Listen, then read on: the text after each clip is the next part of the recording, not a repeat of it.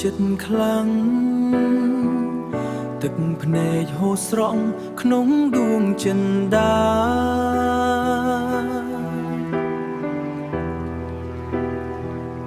តែពេលនាងបងរឹងមាំអស្ចារ្យឈប់ហូរទឹកភ្នែកព្រោះតែមាសមេ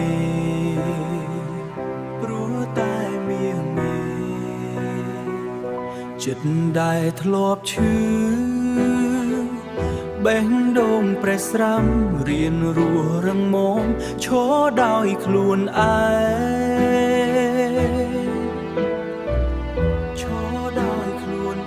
ទូនឈឺយ៉ាងណា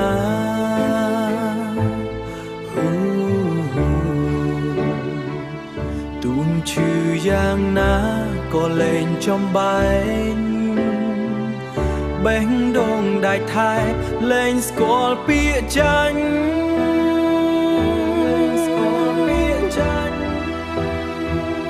បេះដូងដាច់ថែឆ្លងកាត់ព្យុះភ្លៀង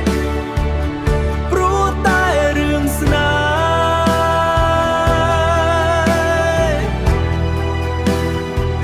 ៍ឈឺចាំប៉ុណ្ណាក៏មិនប្រេះស្រាំរៀនរស់ដោយខ្លួនស្ងួនឈប់តាមលងស្ងួនឈប់តាមល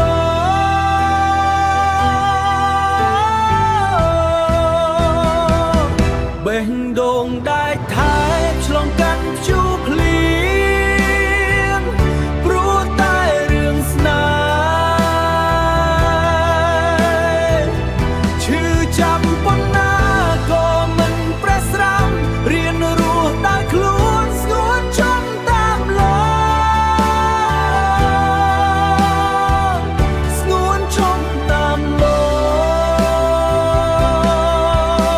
ងលីហើយភាពទន់ជ្រាយដែលធ្លាប់មានពីមុនបេះដូងដាច់ថែរឹងមាំជា